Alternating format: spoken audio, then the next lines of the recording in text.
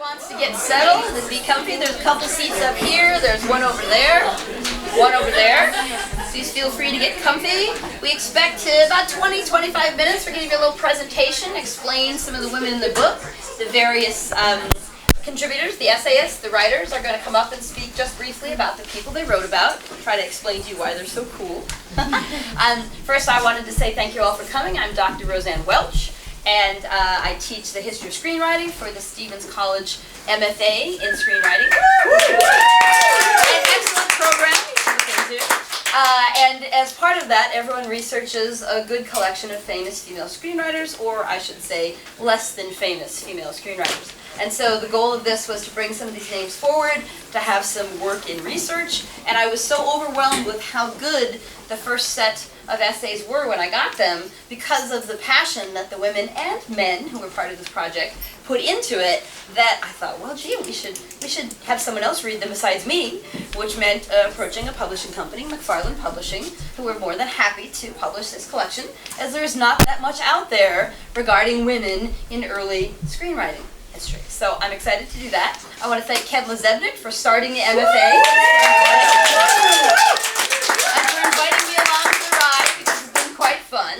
We want to thank all the folks at Stevens, President Lynch, Dean Gale. They've been so supportive of everything we've tried to do, and to give us a real understanding of how to get it done and work through all the crazy stuff that one has to do to get stuff happening at a college, but they've been so wonderful and helpful. And then, of course, I want to thank all the students who contributed, both in this first class, who were lucky enough to be part of this project, and all the other students we have here today in our second and third classes who've been so supportive of the program, and we hope to put together some things that will, of course, give them the same opportunity in the future. So that makes me very excited. That's one of the things we want to come out of our MFA program. We want wonderful writers, both in screenwriting and in research, because it helps in both writing academic things and in writing scripts. So, without further ado, I'm going to go through the list of folks as they appear in the book. I'm going to give you a couple minutes on their person. When we're done, we'll move this table in the middle and we'll have a little signing session, so all who have purchased books will be able to get them signed by all the folks who are here today. Are we ready? Yes. Yay! All right, we're going to start with Columbia's own Sara Whorton. So I have a pop quiz to start with today. How many of you have heard of A Star is Born? Right? It's the one with Lady Gaga and Bradley Cooper. Very good. Those who have heard or seen of the Barbra Streisand, right? Chris Christopherson with that hair. So you have a couple female writers to thank for this. One is Dorothy Parker, and the other one is Adela Rogers St. John's, which if you go see the Lady Gaga version, her name appears in the credits. Because Adela Rogers St. John's and Frances Marion were one of the very first women to write about behind-the-scenes Hollywood. Adela was an incredible writer. She started as one of the very first newspaper reporters, and then she moved to gossip columnist. She was known as the mother of Hollywood, and everything she wrote that had this hidden agenda. It was always about promoting either women in writing roles and directing roles, or even actresses, because it was an incredible hard time to be a woman in Hollywood, and she was so thorough and thoughtful with her words. And I think that that is a lesson that modern screenwriters and any kind of writer can take away from that. And mostly Adela was a wonderful friend. That was the most important thing to her, that work is important, but friendship will sustain a career and will sustain a life. So it's interesting. She lived for a very long time, and she went on television talk shows at the end of her career, and she told everyone she was the custodian of Hollywood because she had existed for so long. So she told this great story. They were like, she was with Joan Crawford at the time, and the host was like, you guys have, had such long careers. What's the secret? And she said, the secret is that we survived. That's what matters. So if you want to know more about the wonderful, exciting, fascinating career of Adela St. John's and all the things that she did, check out page 11, and you can learn all about it. And thank you so much for being here. You're in for a very special treat today.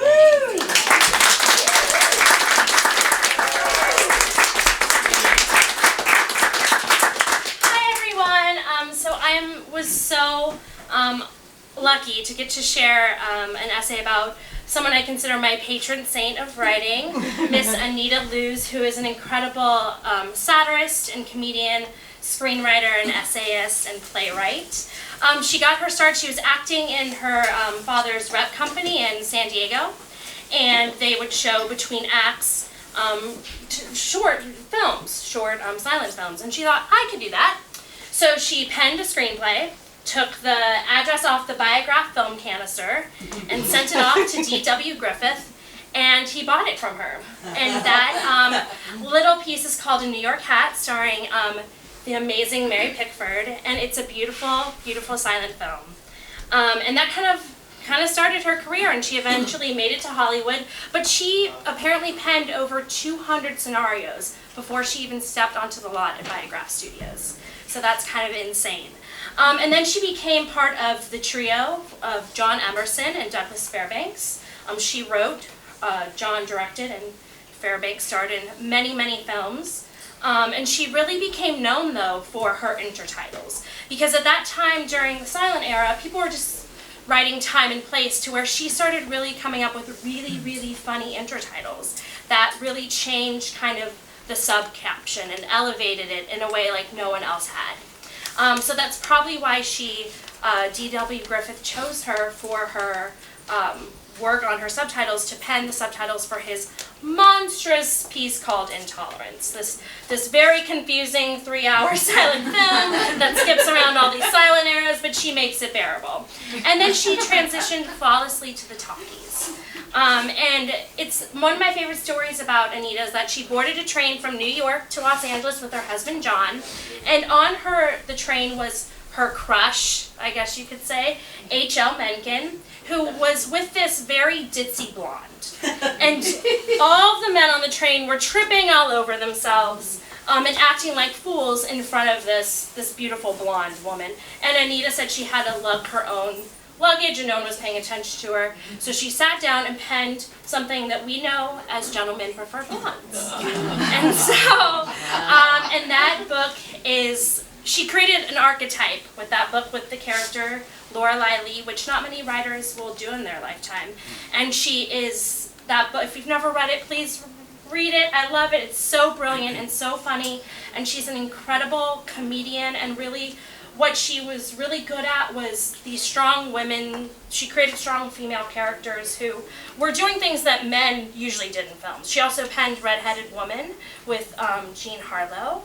And she adapted the Clara Luce Booth play The Women into a film with the same name, which is also incredible. So please check her out. She paved the way for comedians like myself and Amy Schumer and Tina Fey, and she's just, I love her so much. You can find her essay on page 35, and thank you guys so much for being here.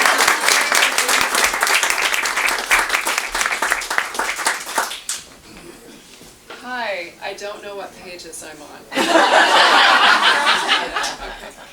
Okay. So I wrote about Eve Unseld, and as we were choosing who we would write about, I found that she was from Kansas. And one of the things with research is you're not really supposed to put yourself on the research, but as you can hear, it was hard for us not to, and I even tell my students now, we have to study these women, because if we're going to return to that kind of gender parity, which is 50% of all things produced, it's important to watch how they navigated such a changing dynamic, the same way we have a changing dynamic now with all the different platforms of watching things, and I think that's how we're going to do it. So Eve, small town in Kansas, just like me, and then she went to New York, just like I did, and she was in theater, and she was working for David Belasco, and she was actually working for the DeMille's mother as a plot detector, which meant she was really learning story structure. Then she went to LA, as it was the Wild West back then, and she was known for her adaptations. That was her forte. And they sent her, British Lasky, the British arm of Paramount, sent her to run Paramount in England, and one of her first employees, which I love this book because every time we can say, if you've heard of Hitchcock, then I'd like you to know about Eve Unseld, because she trained him in stories and titles. And the first thing I found about her, all of us, we didn't have books, we didn't have our subjects, most of us were in no books that we could find, but I found, the first article I found was, Fame for a Kansas Girl.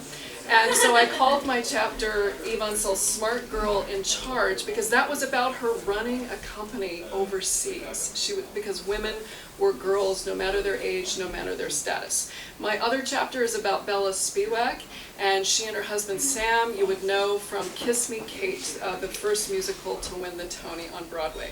She immigrated here and she grew up on the streets of the Lower East Side, and it was a tragic and horrific upbringing, but then she met Sam, and Sam fell in love with her writing. Much of what they wrote were arguments between couples. I don't know if any married couple is familiar with that, but sometimes they can be quite funny. They're hot, but then they can also be funny, and that was what they were known for in many of their films. She also was a foreign correspondent for Germany and for Russia. She was the only American to be in the room with who they thought was Anastasia, so that's quite a significant honor. She also wrote political speeches for Katharine Hepburn. So she had a book, and the biography, if you get a chance to read it, it's called Streets, and the subtitle for it was Why I Wrote Comedy. And so, much like some of my cohort, myself, we've taken tragic and sad things about our lives, but we write comedy. We're funny people, and that's also inspirational. And I'll just close with saying the last sentence of my Eve Onsell chapter: while most of these women are not in the indexes of our history books, they merit our regard. So thank you for being here.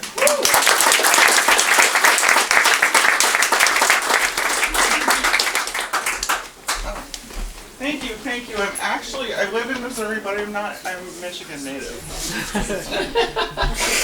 Shout out to the 906. So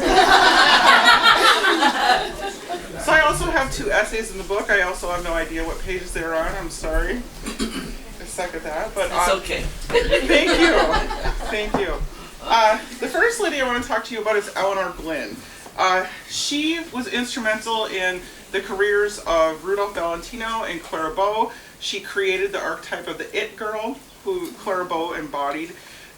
She was an English barrister's wife, very fancy, a high society, upper crust lady. She, before becoming a screenwriter, was a scandalous romance novelist. Her husband was very unsuccessful. They had a terrible relationship, and she had many torrid affairs which made their way into her scandalous books.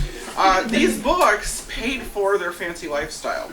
So she made her fortune writing these stories before she became a screenwriter. She did not come to Hollywood until she was 56 years old. So this is part of the reason I love her. I'm not quite that old, but, it's like there's hope for me yet. So, she was very outrageously glamorous, with tons of makeup and jewels, and she always had cats with her. She was a crazy cat lady. She loved Maine Coon cats, and Voltaire and Candide were her 2 favorites that she's often photographed with. So, let's see, she was, I already said 27 films were produced from her stories, novels, and screenplays. So some of those were adaptations, but she wrote the adaptations as well. And she was very particular in how her work was portrayed. And also, what I thought was cool, was very instrumental in choosing who starred in her screenplays, which is kind of unusual, I think. But she was like, no, this is who I want. Clara Bow was like it. She was it. She was sex appeal personified. So her 3 biggest films were 3 Weeks, which was produced in 1924, It in 1927, and Red Hair in 1928. So she's very cool. Read all about her. She's awesome, inspirational older lady. So the next person is Jane Murfin, cover girl. Jane Murfin, Michigan native, love her. She was so hard to research. There is like nothing about Jane Murfin. I was digging through newspaper archives.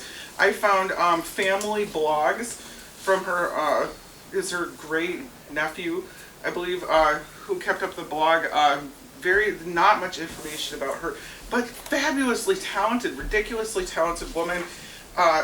She was responsible for making her dog the first dog star. Before Lassie and Rin Tin Tin, there was Strongheart. Yeah. And up until the 80s, Strongheart dog food was still produced. Anybody heard of Strongheart dog food? Yeah, that was Jane Murfin's pet. He was actually a German police dog that she kind of bought on a vacation. And it's not exactly clear if she bought him to be a pet or to train him to be a star, but either way, he ended up starring in all these films that made her really famous. She actually went to college to be a teacher, but never taught. She graduated and everything, but she got her degree and was like, no, I'm an actor. So she did that for a while. That's where she met. She's a playwright, screenwriter, and director, animal trainer, founding member of the Screenwriters Guild. So that's pretty cool. Let's see, she is best known for her film starring her dog Strongheart. Let's see, over her Hollywood career, she had writing credit on 65 films, produced 3 and directed 2. So that was pretty amazing. She met her lifelong best friend and collaborator, Jane Cowell. Just out of college, they ended up in the same crappy traveling acting troupe, and they just became fast friends. They are buried side by side in Valhalla Cemetery in North Hollywood.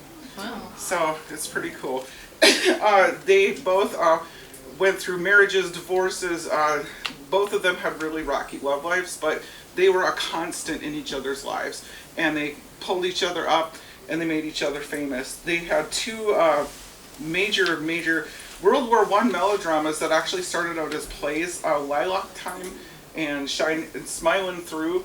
That became screenplays as well. So it was like they were hugely successful as plays and then turned them into screenplays, sold them, and made tons of money. That was kind of like how they made a big chunk of their money.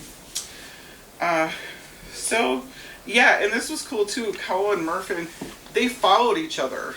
Like wherever they went in the world, like Jane Murfin, for example, lived in Europe for a while, and Jane Cowell was like, I'm going to move there too.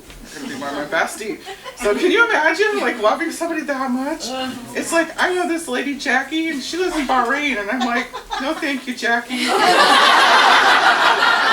to Skype. Anyway, I just think that's cool. So read more about these amazing ladies and others in this book. She's a cover girl for a reason. She's rescue her from obscurity. Please find out more. Alright, so the lovely thing about the Stevens College MFA in screenwriting, as it is a higher degree, although Stevens College is an all-female university, and higher degrees, of course, we open them up to gentlemen. And so we're very excited. In our first class, we had 2 gentlemen, both of whom are with us today. And it's really important for our mission, which is to bring more female voices and more female-centered stories into Hollywood. So to have men who are allies in that goal has been a very beautiful thing. So one of those gentlemen is next. He's also Stevens College's lovely professor of film, Chase Thompson.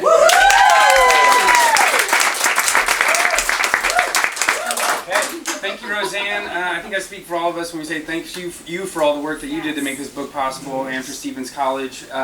The MFA program is amazing, and I feel like all of us kind of feel like maybe the person we wrote about actually like picked us in a weird way, because when we were given this list of people maybe we'd never heard of, Lois Weber just kind of jumped off the page for me. And Lois Weber was someone that I think I gravitated to because she was such an independent spirit, and she has like 118 film credits to her name. Like, can you imagine 118 films? Like, think how long it would take to watch that many films, all right? So she made this in her life. So I think the independent spirit is interesting about me. We're here surrounded by books. She was a prolific reader, and I think that's one of the things that really turned her into a writer. Her dad would just come home with stacks of books, and that was what she did for the week. She would just read copious amounts of books all the time, and that would always stay with her. And so I think to follow up on what Laura was saying, was the Wild West out in LA, and no one really took Hollywood serious. And so that's an open door, and that's why so many women kind of like flocked there, like, we can do this. And she kind of got her foot in the door. It was a pretty phase getting into acting, but deep down she was a writer, and I love that she stuck with that her whole life. and she started writing, and then she's like, someone's gonna mess this up. I need to direct this too, right? And so like my vision, so that's why I think about her films are so amazing, because it's the clearest like voice we can have of her, because there's no really one in between. It's the direct conduit to the auteur theory, and so that really compelled me to her. It's like she's a contemporary of Cecil B. DeMille and D.W. Griffith. But you probably heard both of their names, right? You haven't heard of Lois Weber as much. I would be very impressed if you knew much about Lois Weber, because I had a hard time finding anything. And one of the things is, I'll give you a tip, and this is in the essay. There's actually, you can learn something from this research. I was like, why? One of my questions was, why? Why? She has more films than them. She has a more interesting career path of how she got there. She has a tragic end, right? Why are we talking about her? And we know like what DeMille's diet was, because he wrote down all his notes about what he would get from the grocery store, and we have like Griffiths, what size his clothes were, and we can paint a bigger picture of him. She didn't take very good notes, okay? All right, so she was too busy making these and writing these stories, right? So she didn't take very good notes. So if you want to be remembered, take better notes. You might have something to go off of and get you in a book someday, okay? But that was one of the biggest things I learned, and that was through Cari Beauchamp, like actually getting someone on the phone and talking to Cari Beauchamp, who does the forward in this book, and that was a huge eye-opener for me. It's just like, wow, she was so invested in her career, she didn't even have a single note about herself, and it's really hard to piece together her life. So all we have to base her life off of is her films, which I also think is equally beautiful. And so I'd explore that in this essay, and it's just nice to be one of the few male voices to help be an ally and bring these people that we're all very connected to life. And so I just thanks for the opportunity, and page 112. All right. And now we will have the second of our male allies who come from this class come forward. He's going to speak to us about a very early filmmaker named Jean Gontier, and this is Yasser Shaheen. Thank you. And thank you, Chase, especially because 112 is my page. The other male. So, my subject is Jean Gontier. She started, I'm going to talk a little bit about some years. She started in Hollywood in 1905. She was born in 1885, so she's one of the really early on writers. She had a unique story, and I said this yesterday, but I'm going to repeat it again because some of you weren't there yesterday. She started her career by drowning.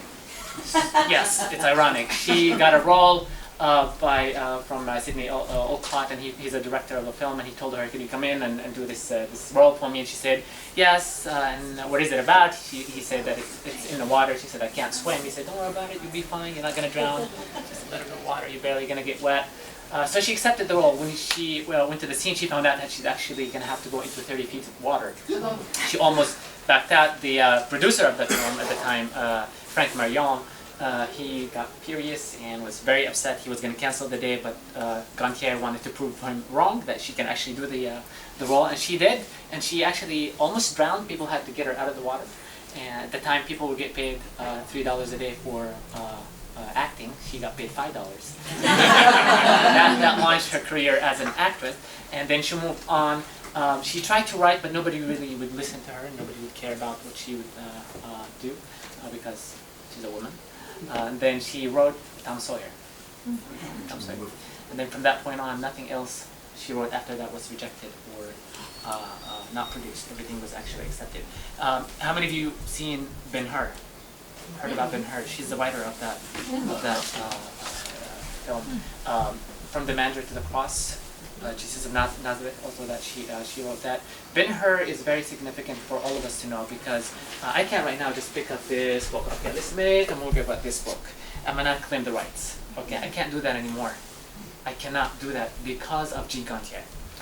She didn't really mean to do it, but what happened is that she wrote Ben-Hur, and then it went to the movie theaters, and among the people who were watching the film were the Harbour brothers, who wrote the book and the publishing agency. And they were very upset because somebody's making money off of their own book, and they filed a lawsuit against the KLM company, which she was working at the time with Marion and Olcott. And 4 years later, this case took 4 years and went all the way up to the Supreme Court. the Supreme Court at the time in 1911, 4 years later, after the film was produced in 1907, 1911, they decided to, in favor of the Harbour Brothers, and they fined the Kalem Company $25,000, legal fees, and another $25,000 for the Harbour Brothers, which made it the costliest film at the time ever. From that point on, everything had to be registered and copyrighted. From that point on, from 1911 all the way until today. Jean Gontier, when she started, her mom was sewing, and she knew that she wasn't going to be able to get in Hollywood, but her mom supported her. None of the citations, none of the book, none of the resources I looked into to write my essay wrote anything about her father. It's always been her mother, and that theme carried on in her films. Jean Gontier, her theme was always a single mom, a single child, somebody struggling with no support, and that carried on. Jean Gontier only worked in Hollywood for about, I would say about 14 years, because she exited Hollywood in 1920, and after that she didn't do really much. She wrote her memoir in 1928. She named it Blazing the Trail. A lot of you may have heard of that. And then she moved to Mexico, and she lived with her sister and died there in 1966. If you want to know more about Jean Gontier, Chris already mentioned my page. Thank you so much. Thanks for coming out today. My female filmmaker that I wrote about is Ida Mae Park.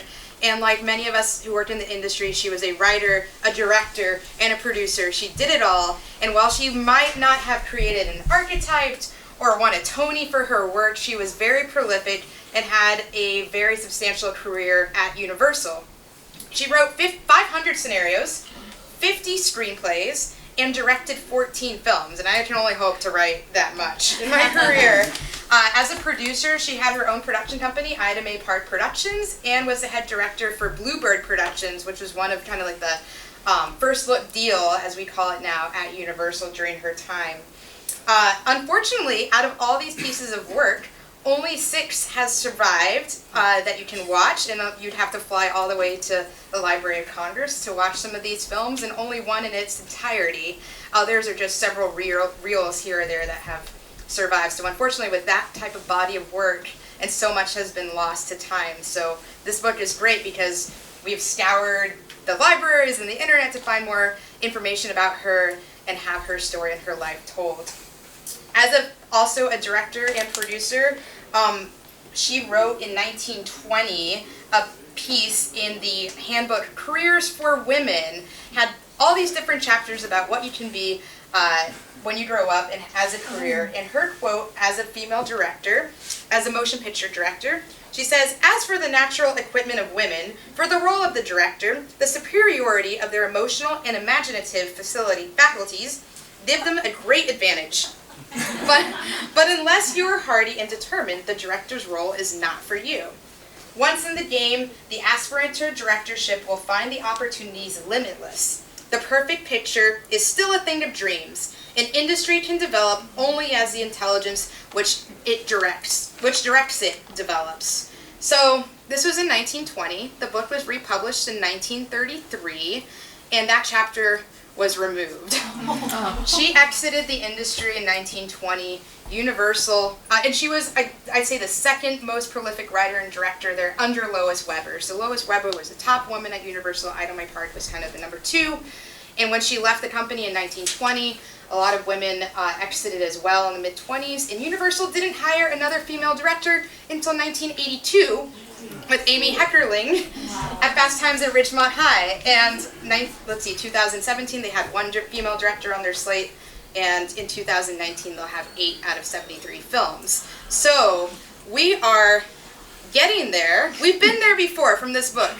We can see that these women have paved the way, and Hollywood used to be an amazing place, and we'll get there again. And I hope that you'll pick this up, learn more about Ida Mae Park and all her contemporaries, and just enjoy their work. So thank you.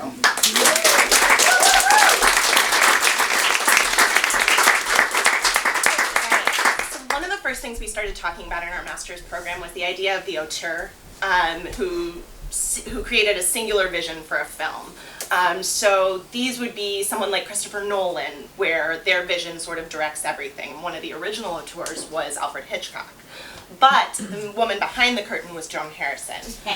So she wrote the screenplay for Rebecca, which earned him his first and only Oscar.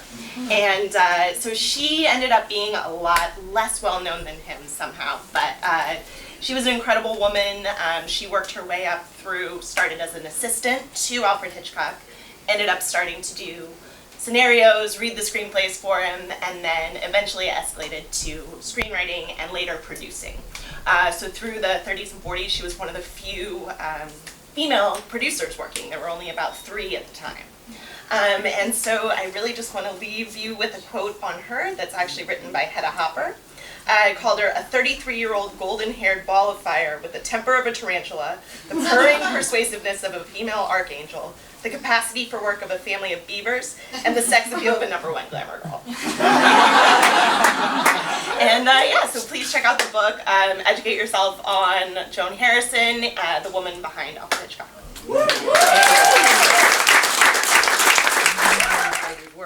So we're going to wrap it out with one contributor who's flown all the way from California to be here, not quite as far as Bahrain. And she's going to speak on 2 things. She has a chapter that she's going to talk about, and also through the kindness of her heart, in order to put this together, the publishing company wanted a photograph of each woman. Many of those are owned by the Herrick Library and other places in LA. Of course, we had to pay for the rights to use them, but somebody had to go dig them out of the archives, and I was a little bit too busy to do all of that. So I put out a call and said, does anyone feel like doing that for no salary? And Julie Berkovian stepped up, and she did that. So we thank her for both of those.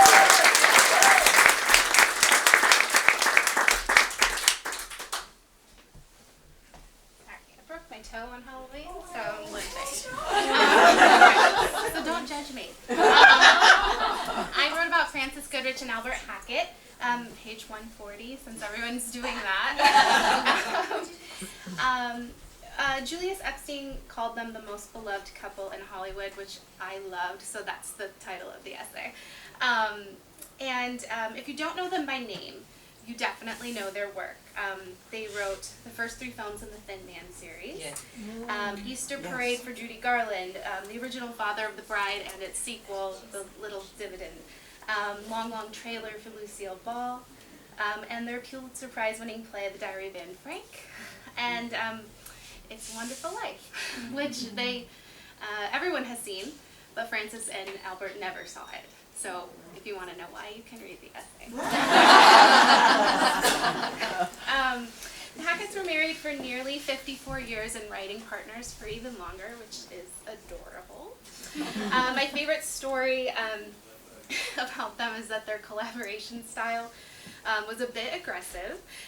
They both were so passionate about their ideas and their work that they would end up screaming at each other, arguing over whose idea was better or whose idea was worse. Once Frances yelled so much that she lost her voice and they couldn't work for 3 days because she couldn't speak. And my favorite quote is from Frances's nephew, David Goodrich, who wrote the book The Real Nick and Nora, which was like my biggest help in writing my essay. But he said that they were never overly affectionate in public. They were not huge fans of PDA, but their love was visible in lesser obvious ways, like when he said when either spoke, the other concentrated intently. So I loved that. And then yes, I also was fortunate enough to work as photo editor, and it was really fun. We collaborated with Cari Beauchamp, who wrote the opening of the book, the introduction, and she is an author, historian, and Academy Scholar. So she provided many of the photos for the book from her personal collection, which was really nice. And then she let us use her Academy discount for just the rest of it, which was cool. We were able to find wonderful photos of every woman except Eve Ensel and Frederica Sagor Maas.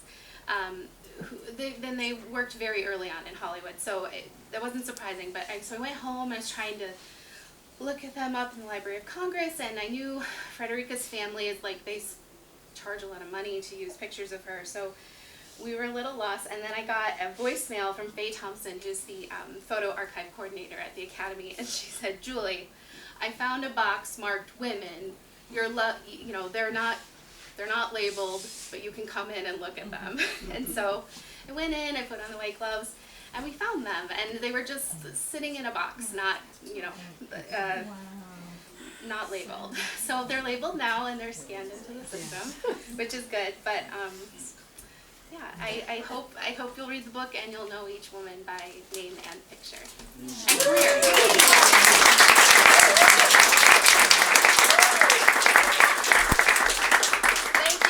For both of that presentation and for finding those pictures.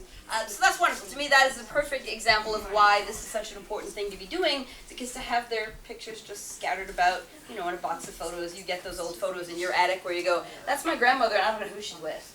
And do I even keep it, or what do I do? So we appreciate that greatly. All right, so our plan today is now to move this table over here. We're going to pull up some chairs up front, and all 9 authors will please have a seat. Anyone who's bought a book, please step up, and everyone will sign their chapter for you. Thank you for coming. If you haven't bought a book yet, they're downstairs at the cash register.